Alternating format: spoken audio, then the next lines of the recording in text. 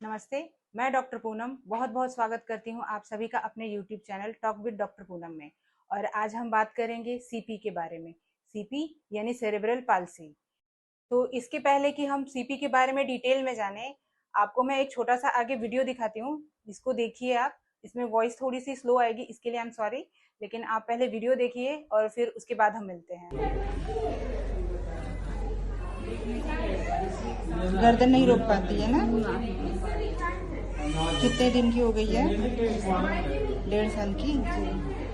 पैदा हुई तो रोई नहीं थी ना? बिल्कुल नहीं रोई थी। छोड़िएगा थोड़ा सा, हाँ दिखाइए। CP is a group of disorder, ऐसे डिसऑर्डर जिसमें बच्चा अपने मसल्स पर कंट्रोल नहीं कर पाता है और बॉडी पोस्चर मेंटेन नहीं कर पाता है, क्योंकि इसमें इंजरी ब्रेन पे होती है। तो उसका चलना फिरना सब लिमिट, बच्चा चल फिर नहीं पाता है, जिससे वह अपनी डेली रूटीन एक्टिविटी मेंटेन नहीं कर पाता और उसकी एक्टिविटी लिमिटेड हो जाती है। क्योंकि इंजरी ब्रेन में होती है तो अदर प्रॉब्लम्स भी होते हैं, जैसे झटका आना, कम सुनना, देखने में दिक्कत, मुंह से लार टपकना और बॉडी की कोऑर्डिनेशन मेंटेन ना हो पाना। तो सीपी के मेन कॉजेस क्या है? सीपी के मेन 3 कॉजेस है। क्योंकि इंजरी ब्रेन में होती है तो पहला मेन 80% केसेस में मेन कारण होता है जो इंजरी बच्चा जब माँ के पेट में होता है उस समय हुई, यानी इंट्रा यूटेराइन पीरियड में अगर ब्रेन में इंजरी हुई तो सीपी हो सकता है। 10% केसेस में इंजरी ड्यूरिंग डिलीवरी, डिलीवरी के समय अगर ब्रेन की इंजरी हुई तो उस समय भी जो है सीपी का कंडीशन आ सकती है। नेक्स्ट 10% केसेस में इंजरी आफ्टर बर्थ या आफ्टर डिलीवरी। तो सबसे ज्यादा सीपी का चांसेस है इंट्रा यूटेराइन पीरियड में। लाइक मदर को कोई इन्फेक्शन है, torch infection, HIV, chicken pox infection, rubella infection, या मदर को कोई आदत है सिगरेट स्मोकिंग, अल्कोहल की, झटके की बीमारी है और वो झटके की दवा ले रही है, बीपी की प्रॉब्लम है, थायराइड की प्रॉब्लम है, नींद की दवा ले रही है, या बच्चे के ब्रेन में भी कुछ डिसऑर्डर्स हो सकते हैं, जेनेटिकली प्रॉब्लम्स भी हो सकते हैं जिसके वजह से सीपी का प्रॉब्लम हो सकता है। माँ ने फोलिक एसिड कम लिया हो या माँ के शरीर में खून की कमी, ये भी बहुत बड़ा कारण है सीपी डेवलप होने का। तो मैं उन सभी प्रेग्नेंट महिलाओं को सलाह देना चाहूंगी कि अपनी फोलिक एसिड की दवाएं समय पर। मदर को ड्यूरिंग प्रेगनेंसी चोट लग गई हो और बच्चे के ब्रेन को ब्लड सप्लाई न मिला हो, ऐसे चांसेस में भी सीपी डेवलप हो सकता है। इसीलिए एडवाइस किया जाता है कि ड्यूरिंग प्रेगनेंसी अपने गायनेक की कंसल्टेशन में रहें और सारे इंस्ट्रक्शन जो आपके गायनेक ने दिए हैं उसको फॉलो करें और जो भी इन्वेस्टिगेशन आपसे कही जा रही है उसको समय समय पर कराते रहें।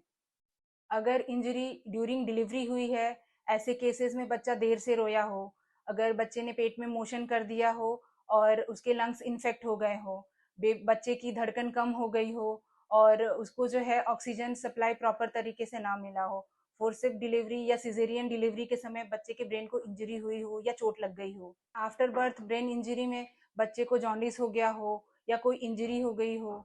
सीपी के सिम्टम्स या कंडीशंस डिपेंड करते हैं कि बच्चे को जो है किस टाइप की इंजरी हुई। तो सीपी के 4 प्रकार होते हैं। पहला है डायप्लेजिक सीपी, नाम से ही समझिए डाय मतलब दो, दोनों पैर अकड़े होते हैं, हाथ भी हो सकता है लेकिन दोनों पैर पूरी तरह सीधे होते हैं। सेकेंड है क्वाड्रिप्लेजिक सीपी, क्वाड्री यानी चारों, दोनों हाथ और पैर अकड़े हुए होते हैं, सीधा करना मुश्किल होता है।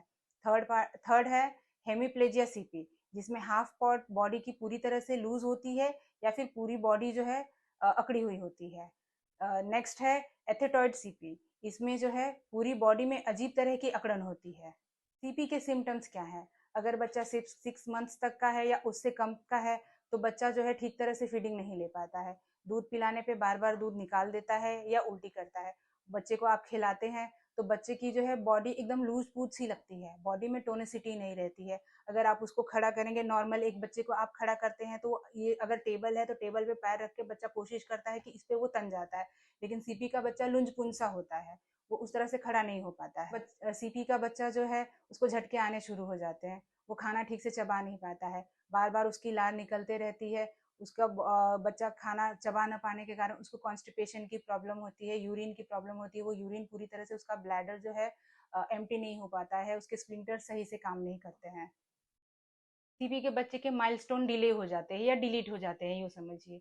अगर आप माइलस्टोन्स के बारे में जानना चाहते हैं तो माइलस्टोन के ऊपर बच्चे किस एज में क्या करते हैं, हम आगे नेक्स्ट वीडियो में ज़रूर इसके बारे में डिस्कस करेंगे। लेकिन फिलहाल इस वक्त हम जो है सीपी के बारे में बात कर रहे हैं। तो बच्चे के माइलस्टोन डिलीट हो जाते हैं या डिले हो जाते हैं, इसका मतलब ये है कि बच्चे का चलना फिरना खेलना कूदना सब कुछ स्लो हो जाता है। आम अपने उम्र के आम बच्चों के साथ में वो उस एज ग्रुप में नहीं कर पाता है जो उस एज के बाकी बच्चे करते हैं। अगर बच्चा चलता भी है तो वो पैर अकड़ा के चलता है, उसके और भी प्रॉब्लम्स हो सकते हैं क्योंकि बॉडी की मसल की कोऑर्डिनेशन सही तरह से नहीं हो पाती है। सीपी के बच्चों में आईक्यू की कमी होती है क्योंकि उनका आईक्यू लेवल बाकी बच्चों से कम होता है। आप समझ सकते हैं कि जब इनके माइलस्टोन डिले होते हैं तो उस एज के बच्चों का जितना आईक्यू काम करता है उतना सीपी के बच्चों का आईक्यू उतना फास्ट नहीं होता है। उसको बार बार निमोनिया की प्रॉब्लम हो सकती है, सांस की प्रॉब्लम हो सकती है।